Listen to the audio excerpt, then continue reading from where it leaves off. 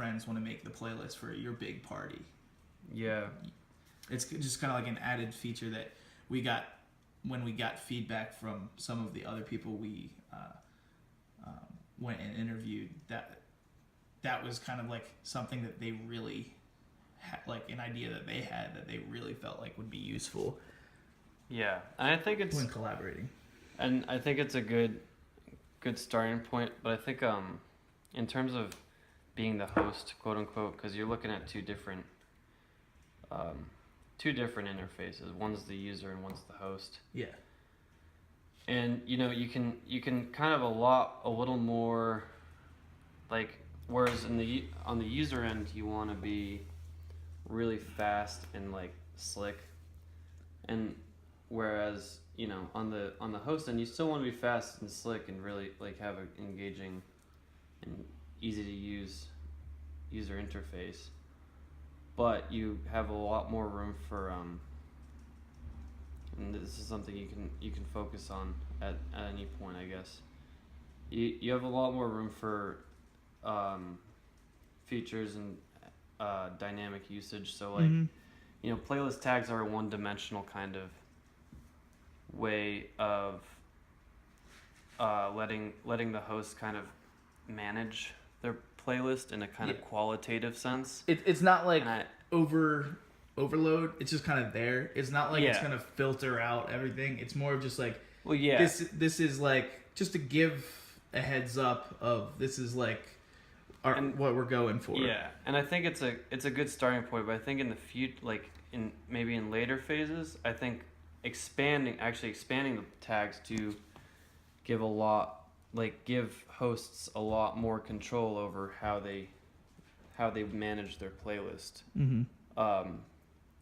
Like I said, do you want a voting system? Is it like a first come first serve thing? Like different frameworks of playlists, because this is all about, like, this is another key thing for these are the hosts are the guys making you money. They're the ones paying you. So you want to give them a lot of control over, and in creative ways that I really can't see. I can't really come up with off the top of my head, but like there's a lot of room here for like this ability for the hosts to do really creative things to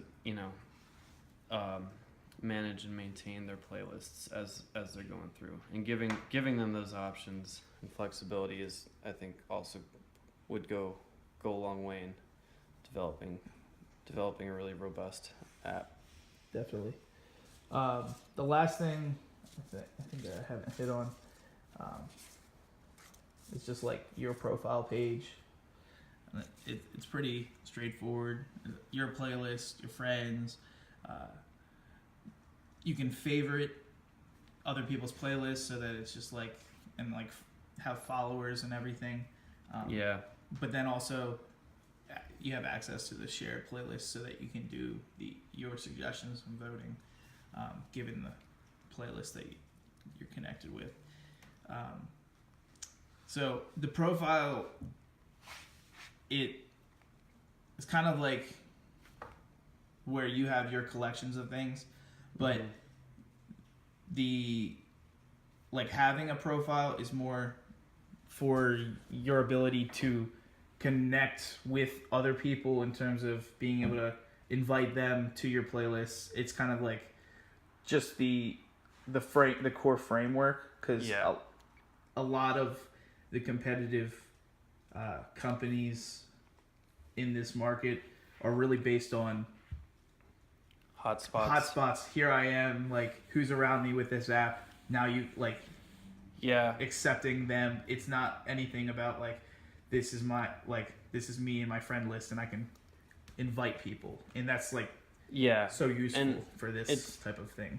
It's gonna be it's a challenge. I mean, I can't speak from experience on this point. It's just a personal preference and like an idealist kind of point of view for me, that I'm not much of a fan of profiles or like these profile interfaces. I think like it should be like your profile as you interact with it should be homogenized throughout the entire system, right? So like, your profile isn't made up of the list that pops up when you hit your profile. Your profile is made up of everything. When you see as soon as you log in, you're in your profile. Like everything is, and you can do like, you can take that or you cannot take that. Again, that's just my personal taste on it.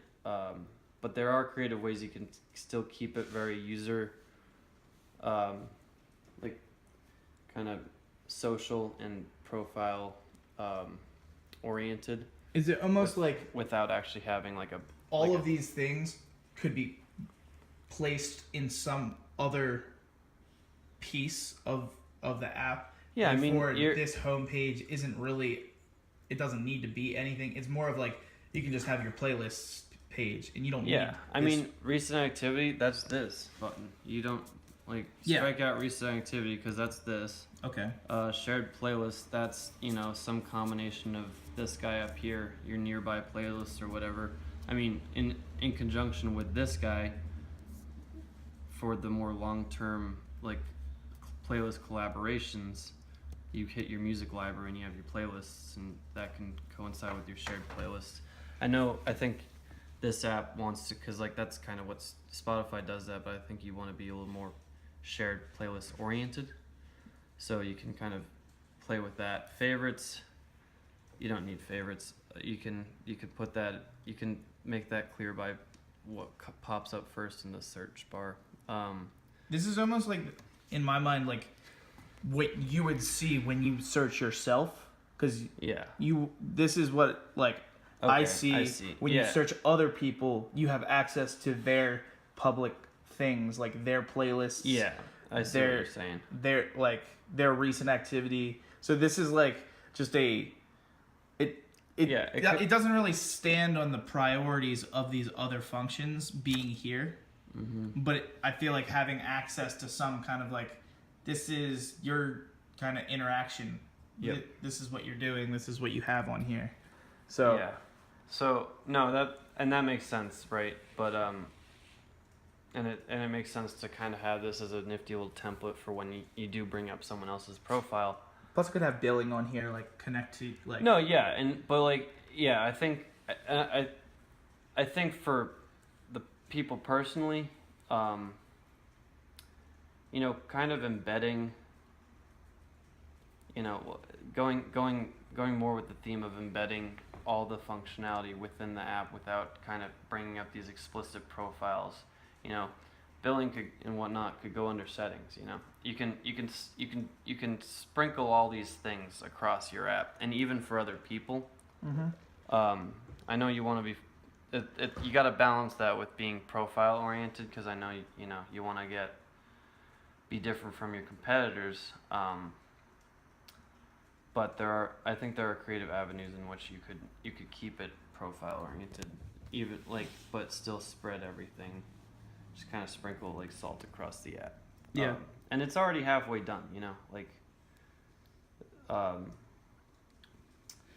You can.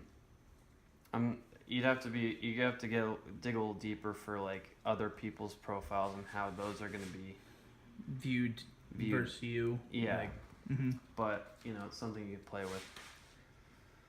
Yeah, this is kind of like I had thought about where we were at, and this is kind of me going even further in depth. But there's definitely a lot of decisions to kind of mold some of these features. It's just I put them all out on the table and see how it looks and kind of mold the framework and design. But and design is a really, especially with an app like this, you're looking at something that's really design heavy, and you can do there's a lot of room for creativity here, like in terms of exactly, because these are pretty, like I like the basic functionality and how how things are organized and whatnot, but the specifics of the actual user interfaces, you know, you have a lot of room to like do some really cool things with it that can separate you from other competitors. Mm-hmm. Well, that's all I got. Thank you so much again for giving the feedback. And once again, I'll keep you in touch with where we're at. Thank you.